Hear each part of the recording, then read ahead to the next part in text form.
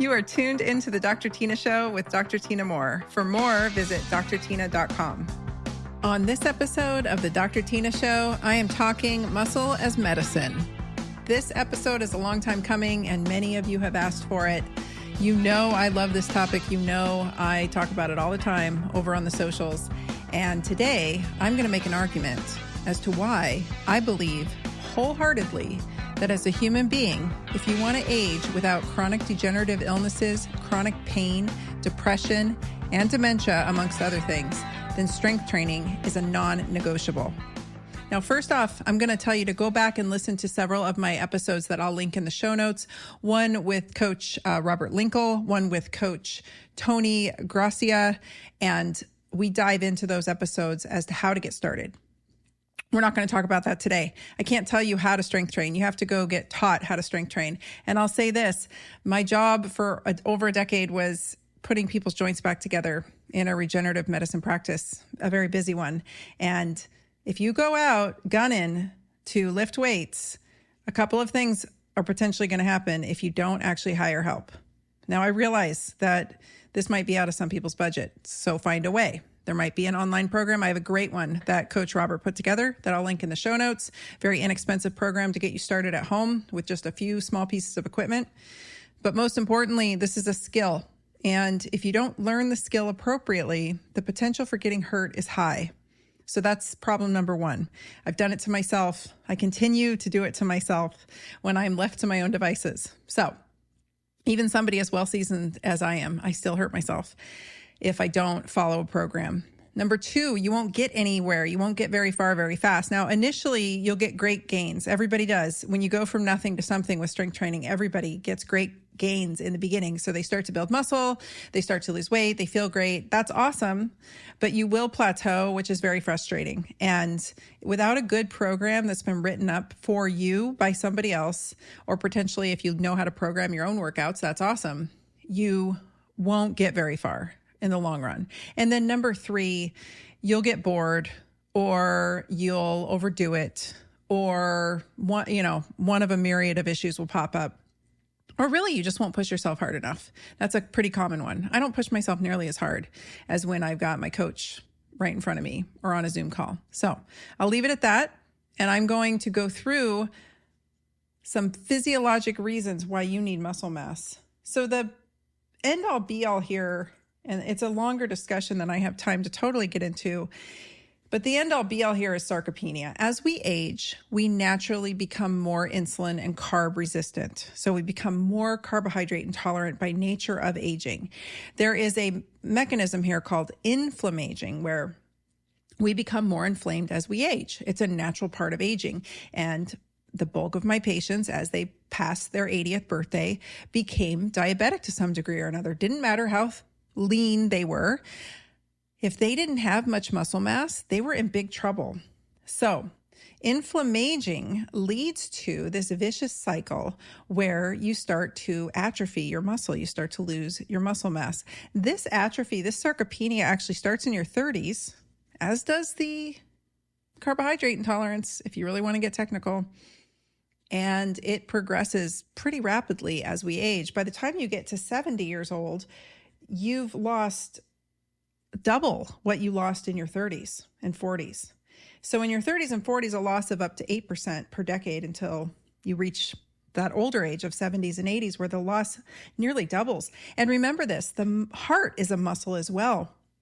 And a person in their 70s may have up to 30% fewer heart cells than they did when they were younger. So now we get to sarcopenia. What is sarcopenia? That is muscle wasting. It's Greek for poverty of the flesh. And this is a natural phenomenon that occurs sort of as a chicken and egg. So we've got the inflammation. Now, say you're not elderly and you're not dealing with inflammaging, you're still potentially dealing with inflammation, because 94% of Americans in the latest data shows 94% of US adults have metabolic dysfunction. And we've talked at length, so go back and listen to my other podcast episodes, because I've talked at length about that subject, what it is, what to do about it. And the key to sorting it out is making sure you're eating nutritionally dense foods. Lots of animal protein is my preference, and preferably beef or a ruminant animal, and lifting weights. and getting enough sleep, getting enough sunshine, and not stressing the hell out. That's basically the key to keeping your metabolism at its best. This sarcopenia, this muscle wasting process, really ramps up when people are exposed to acute illnesses like COVID or influenza. And it will also ramp up in the face of chronic illnesses such as cancer. And so we don't want to be losing our muscle. There's some speculation out there, and the percentages differ depending on what I've read. But basically what I've learned and what I've shared with my patients is that if you lose 10% of your body mass, especially during an acute injury or acute illness, or, whether it's infectious or you got burned or whatever it is, that's the kiss of death. So once somebody hits that 10% body weight loss, like say you're in the throes of COVID and you drop a bundle of weight pretty fast, you can guarantee a bunch of that is muscle. And that's really the beginning of a severe decline. And I get much more concerned when patients are losing weight quickly in the face of illness, whether it be acute or chronic. We don't want that happening. That's not a good sign. All right. So how we go into our 30s and 40s and later years really matters, right? So if we're losing so much muscle mass automatically just by the process of aging naturally, you would assume that we would want to go into those years with significant muscle mass. Now, I didn't do this. I went in as skinny as humanly possible, and I ended up in my later 30s and early, right around 40 is when I got serious about strength training, because I was like, this is not a good look. Skinny girl syndrome is also known as osteoporosis, right? Or osteoporosis is better known around medical school as skinny white girl syndrome. So if you're a skinny Caucasian female, I guarantee you're going to have osteoporosis if you're not strength training. So there you go. There's that. I mean, that's just a gimme. I don't know a single Caucasian patient who had fair eyes and fair skin, who was thin, who was elderly, who didn't have severe osteoporosis. It's not a good thing. Now, there's different reasons for it, and I'm not going to get into that here, but we can offset a lot of this by having muscle mass. As we get older, it's much harder to put on muscle mass because we don't have the androgens or testosterone levels that we once did, so it's harder to build. So that's why I say this is non-negotiable. I'm not just trying to build muscle so I can have a nice physique that looks nice in a bikini. I'm building muscle because I am literally fighting the hands of time daily. I mean, if I take even just a few weeks off because of an injury, or I'm busy, or I'm stressed out, I lose so much strength and muscle mass so quickly. And it's much more profound than it was when I was even 40. And it was much easier to build muscle and lose fat when I was in my 40s, early 40s. I'm still in my 40s. I'm in my late 40s now. So you get my drift. This is us against the hands of time, where it's like climbing up a sand dune that the sand just keeps spilling underneath you and you're not really getting very far very fast. That's kind of the muscle aging game, the way that I look at it. So this matters because your baseline fitness levels and your baseline muscle mass really counts in any sort of health crisis. And so if we're walking into cancer or we're walking into an acute or chronic illness, we want to make sure we have absolutely as much muscle mass on our body as we can. And ladies out there, you're not going to get bulky, especially if you're 40 or above. You're really not going to get bulky. The only time I ever get bulky is when I'm being a little carbohydrate piggy. And when I'm pigging out on refined carbs, and I'm pigging out on chips, and I'm pigging out on, even if they're healthy, even if they're organic, they're still freaking refined carbs. And if I'm munching on them and I'm lifting, I tend to get bulky, but that's not what happens for most people. All right. Deconditioning and lack of strength training is at the core of sarcopenia. So let's talk about our young people for a minute.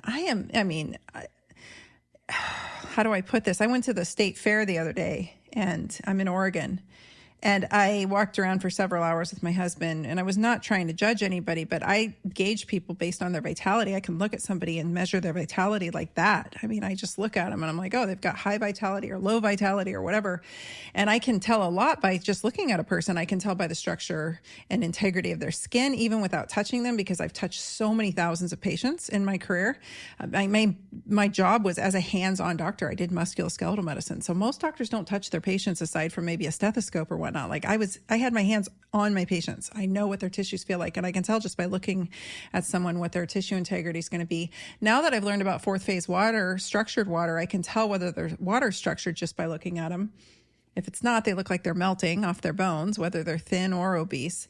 And I can pretty much tell you what their labs are going to look like just by first glance. And I know people want to argue with me about this, but it's kind of like, how do I put it? You know, if any of you who know how to communicate with animals, right? Like I can talk to dogs.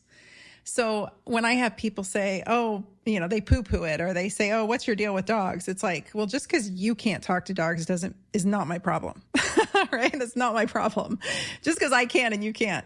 But just because I can and they can't look at someone, doctors want to argue with me about this. I don't think that everybody goes into medical school and automatically comes out a healer, by the way, you guys. I have a theory. Some of us are born healers and we go through life as healers. And a lot of us deal with depression and anxiety as young people. And we would have been healers in our village if we were, you know, in a different place and time. And we would have been the medicine women or men. We would have been the witches. We would have been the herbalists out in the forest. And a lot of people that go through medical school, clearly, apparently by this whole fiasco that's gone on the past few years and the massive brainwashing that I watched in the majority of my colleagues, they didn't come to school as healers. They weren't natural born healers. They just went to school, memorized a bunch of shit and came out and regurgitated it. That's not the same thing.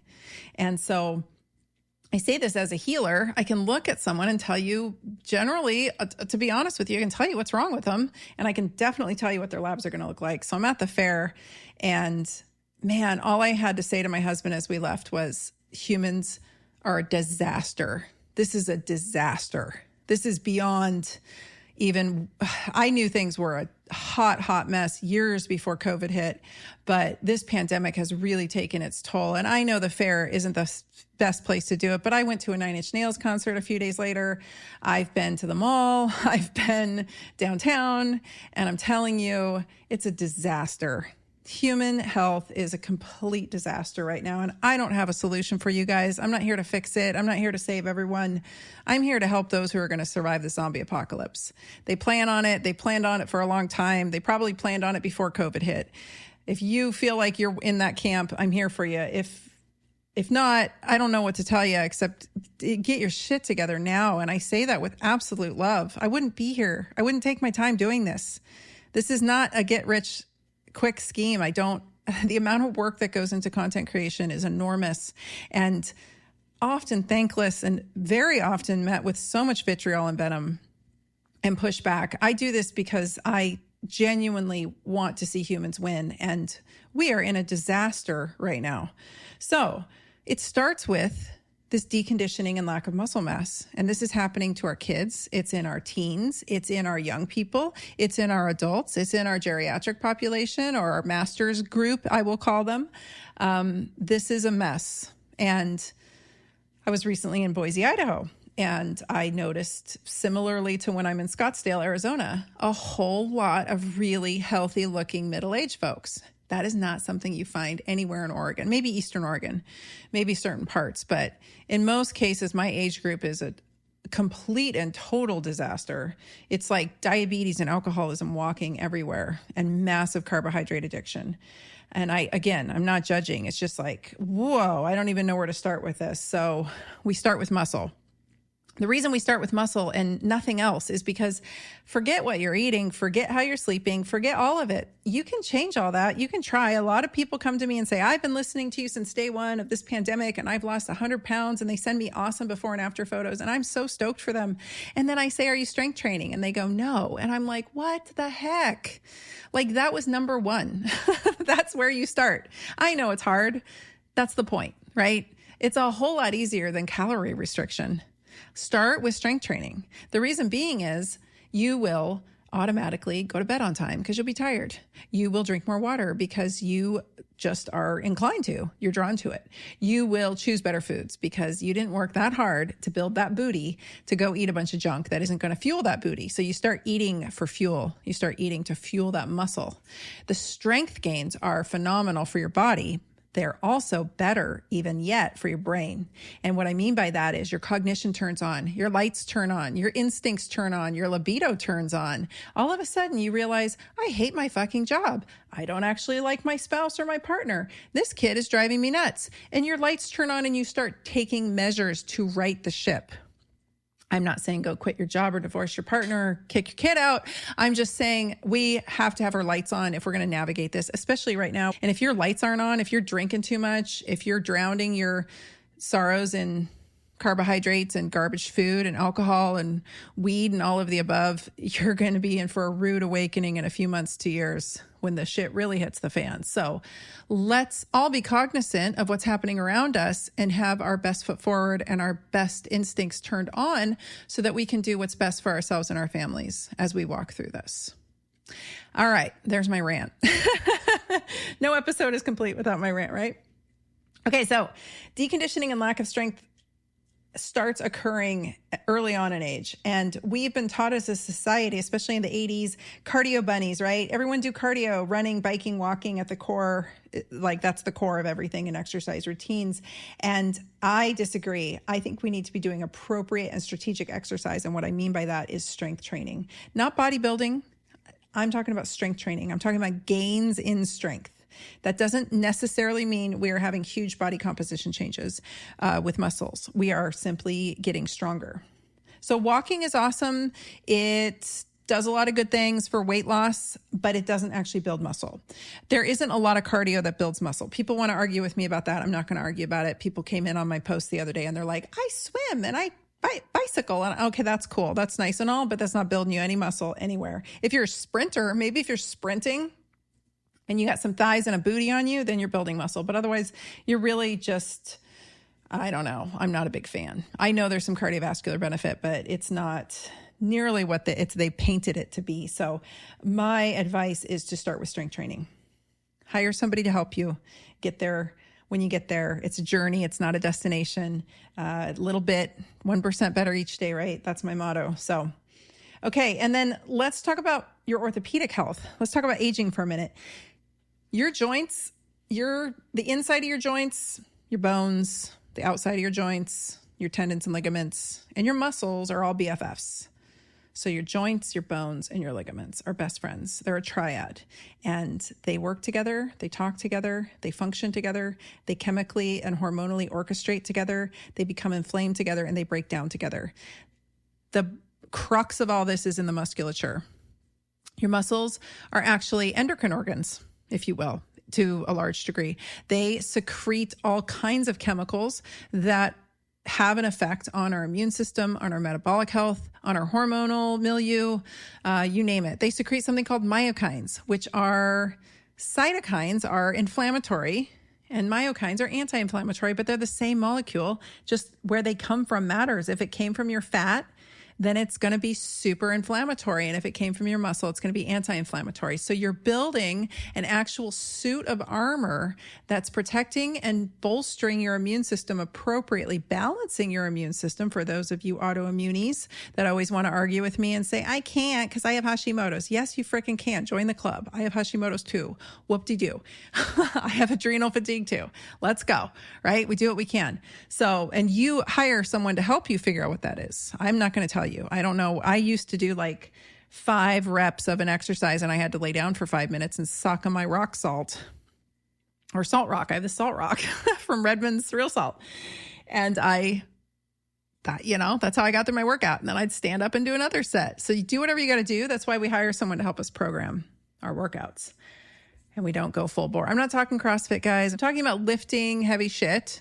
And that heavy is different for everyone. That's another common question I get. How much are you lifting there? What does it matter? It has nothing to do with you. What I'm lifting has nothing to do with you. This is not a competition. I do not give a shit how much you are or are not lifting. And I don't give a shit how much I am or am not lifting. I'm doing this for me. And I'm working through what I need to work through based on my programming by my coach. I'm lifting what has been deemed safe and appropriate for me during that particular week. So there's no starting point. I can't tell you like, go buy this size kilo or pound kettlebell and start there because you might not have any strength to speak of whatsoever. Your tendons and ligaments might be completely deconditioned and totally unaccustomed to doing such things. And so you're going to tear something, right? Or maybe you're super strong and fit and you need to start at a much higher weight because you have great body control. You know how to really harness the tension throughout your body and you've got a great skill set already developed. I don't know. I don't give advice on what kettlebell size to use. And I don't really care what amount of weight people are lifting as long as they're going for progressive overload. Progressive overload is where you lift and you lift progressively heavier weights as time goes on. And that time, I don't even know what that looks like. If you have severe adrenal fatigue or you've got, myriad of other conditions, maybe mold illness or Lyme, that might take you months to get somewhere that it took someone else weeks. So this is why it's so important to have somebody on your team who really understands what you're going through and can help you get where you need to go. All right. So we want to take care of our orthopedic system. We want to improve our metabolism. Muscle eats fat and it has an afterburn. When you do an hour of cardio, you only get the benefit for that hour. When you do an hour of strength training, the muscle burn that occurs, the metabolic rev up of that muscle gives you hours and hours and hours and hours of what I call afterburn.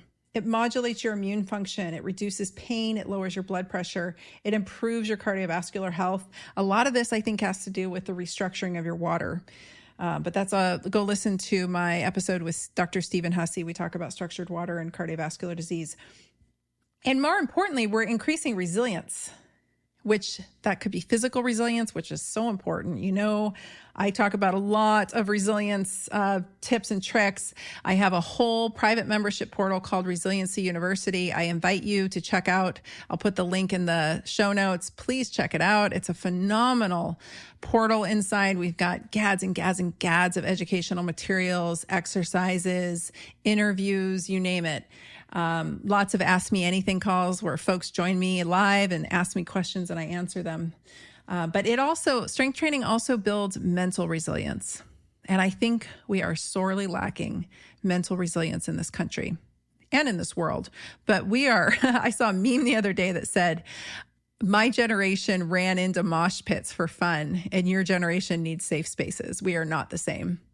And I will leave it at that because that entirely sums up how I feel about everything. So we need the mental and physical resilience. And more importantly, in the face of any upper respiratory virus, which are all wasting diseases, by the way, you guys have heard me talk about that. They're inflammatory and wasting by nature. So going into them, we want to have a slab of muscle on our body. And I made a post recently on Instagram that said, you can't balance your hormones, help your immune system, balance your autoimmune disease, and balance your metabolism without adequate muscle mass. And I stand by that. I am so sick of watching influencers go, oh, here's your hormone balancing salad, and here's your hormone balancing supplements. I mean, granted, I sell a supplement on my store called Bitch Be Gone. It's an awesome supplement for women of all ages to really help harmonize their hormones. But I make no mistake, I don't promise you're going to balance anything. If you don't have muscle on your body and you're not sleeping and you're not eating enough protein and you're not mitigating your stress and you're not getting sunlight, you're not going to balance shit. Right? I mean, I'm sorry to be so frank, but it's just crazy talk to me what I see out there being sold and propagated around without addressing the basics. Without a balanced metabolism, will never be balanced hormones. You can take all the supplements in the world. All right, let's talk about wasting for a minute again. So there's a phenomenon, and you've seen this in your prime rib. There's marbling of the muscle that occurs. And as we age and as this inflammation takes hold, we start to get fatty infiltrate. And as our metabolisms get busted, which is, like I said, 94% of Americans, we start to get fatty infiltrate into our muscles. And as the fatty infiltrate gets into the muscles, it becomes less responsive. And so the muscle itself doesn't perform nearly as well as it should. It doesn't catch you in time, if you will. This is highly marbled muscle, especially when someone's got severe lack of muscle. So think of us skinny little elderly folks. Highly marbled, lacking sarcopenic bodies break hips. And breaking a hip is the kiss of death, period. Ask any doctor who knows two spits about orthopedic medicine, and they'll tell you that's the beginning of the end. Scenario one, when you break a hip, is you get pneumonia, and we don't entirely understand all the mechanisms, but I can speculate. You get pneumonia and you die in the hospital, drowning in your own lungs. Very common. Very, very, very, very common. Scenario number two is your risk of mortality or dying goes up like tenfold over the next several years, and more so if you're a male, actually, over the next several years, up to a decade, if you make it that long. So breaking it, and often the hip doesn't break because of the fall. hip breaks before the fall, if you can believe that. And so the fall really is the slip. Like the fracture happened and the person falls down. And so it's not good. And why would a hip fracture without trauma? Because the person's sarcopenic. And that sarcopenia, that muscle wasting, has led to severe bone wasting. So now we've got osteoporosis on board. And so it goes. Osteoporosis and osteopenia, by the way, listen to my episode with Dr. Sean Baker. Those conditions are, in my opinion, and his, metabolic by nature. So your osteoporosis really is your metabolic dysfunction of the bones. It's diabetes of the bones. And your osteoarthritis is diabetes of the joint. And if you don't believe me, go listen to that episode. But where does the metabolic dysfunction start? It starts with the lack of musculature and the marbling of that muscle. So we don't want that. And how do we get out of that? We strength train. Because when we lose muscle, we lose GLUT4 receptors. And as we lose GLUT4 receptors, we lose the ability to uptake blood glucose or sugar in our blood. That's coming from carbohydrates that we eat. People, as they age, start to eat more carbohydrates, right? They tend to eat less protein. This can be because they're on a fixed income. This can be because they have dental issues or dentition problems. This can be because their stomach acid in their stomach is starting to decline severely and they're having a harder time digesting protein. But however you cut it, maybe it's because they're living alone because their spouse has died and they're not preparing meals for 2 people anymore. There's lots of reasons, socioeconomic, you name it, physical. But the bottom line is as we age, we actually need more protein, and it's harder for our bodies to synthesize protein into skeletal muscle, the protein that we eat into skeletal muscle as we age. So it's like a catch-22, isn't it? And for those of you like myself who have a hard time eating enough, it's really an uphill battle. So like I am stuffing my face with protein and lifting weights just to maintain what I've got. And that's where it's at. And it's okay. I do love lifting the weights though. It's super fun. So we don't want marbled muscle because we don't want osteoporosis, and we don't want the sarcopenia that comes with the muscle wasting and the marbling. And we don't want the unresponsive muscle that loses its ability to fast twitch and you fall down and break a hip, or your hip breaks because you're so osteoporotic and then you fall down, and that is the beginning of the end. And I'm sorry to be so bleak, but that's reality, and that's where we're at in America. Okay. Some other reasons that I think that strength training is a non-negotiable.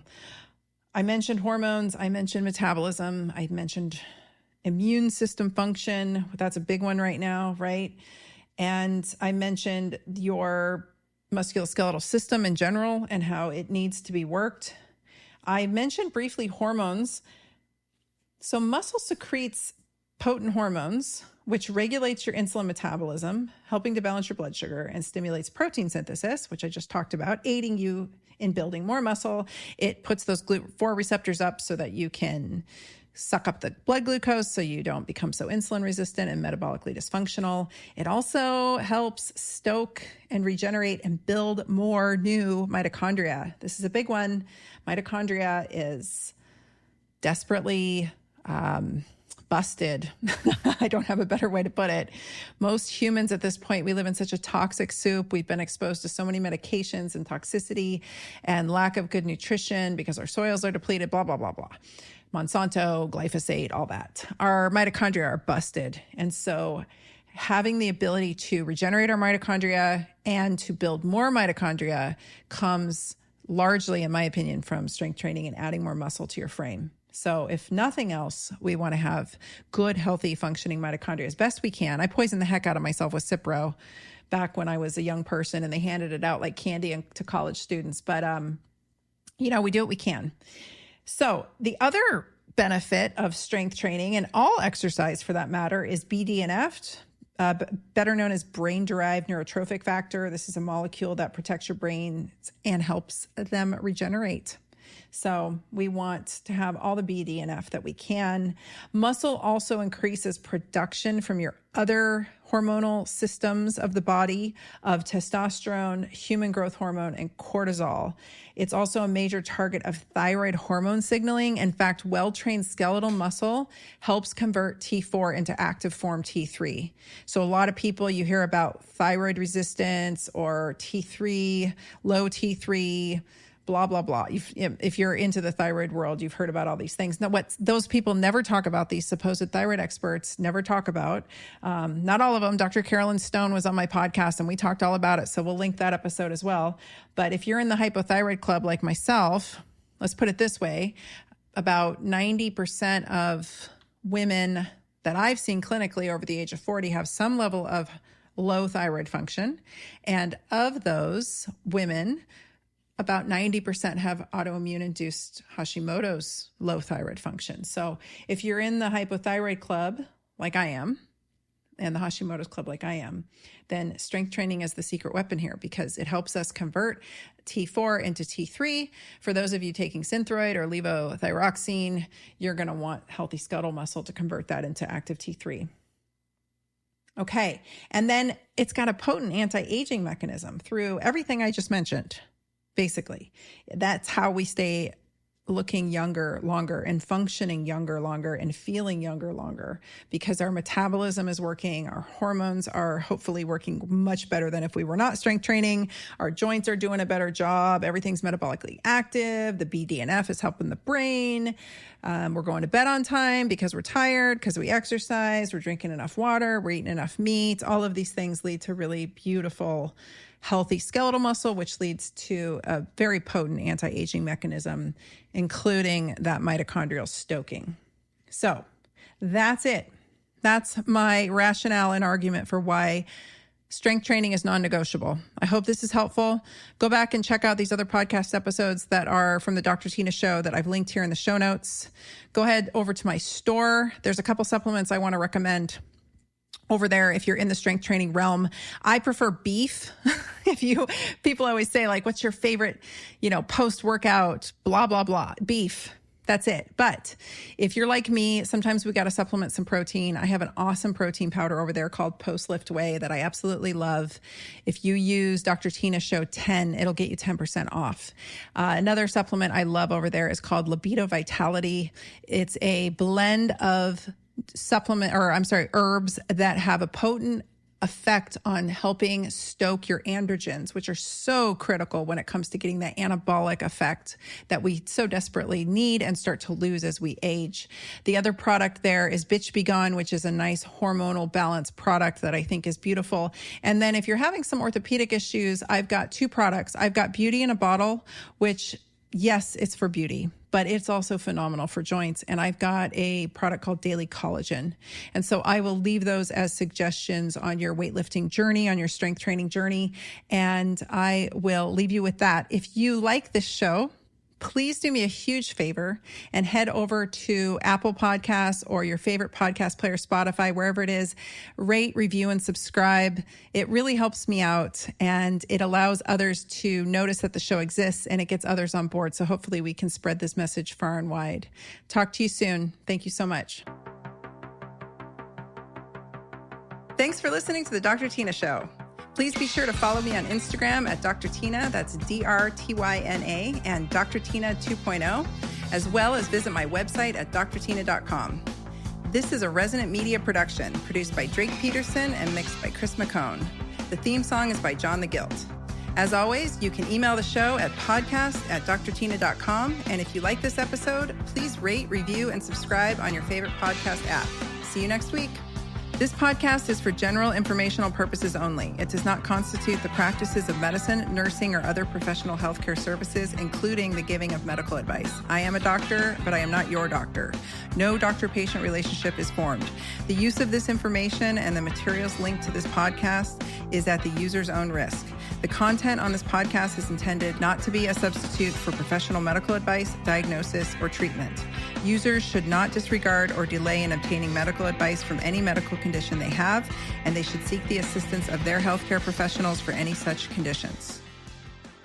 Do you suffer from IBS or other digestive issues? Are you looking for a new podcast to listen to? From the producer of The Dr. Tina Show comes the all-new health and nutrition podcast, Digest This, hosted by Bethany Ugarte. You may know Bethany as the face of the popular Instagram page Lil Sipper, or you may have even read her book. Now you can find her wherever you get your podcasts. On Digest This, Bethany examines topics such as gut health, nutrition, the food industry, and highlights specific ingredients that can be beneficial or harmful to your gut health. She also explores non-toxic options in beauty, home, and cooking essentials. If it has to do with your health, Digest This is talking about it. Each episode features an interview with health experts, doctors, and wellness advocates, and delivers you information that is, well, easy to digest. Bethany also delivers a weekly segment every episode called Bite of Knowledge, where she highlights an ingredient commonly used in food, skincare, household cleaning, you name it, and gives you the lowdown on the benefits or dangers that ingredient might have in your everyday life. From Botox, potassium, olive oil, and magnesium, all the way to those ingredients you can barely pronounce on the back of your cereal boxes, Bethany has you covered. There's a reason why it debuted at number 2 on Apple Podcast nutrition charts. Check out Digest This on your favorite podcast app. New episodes every Monday and Wednesday. Produced by Drake Peterson and Resonant Media.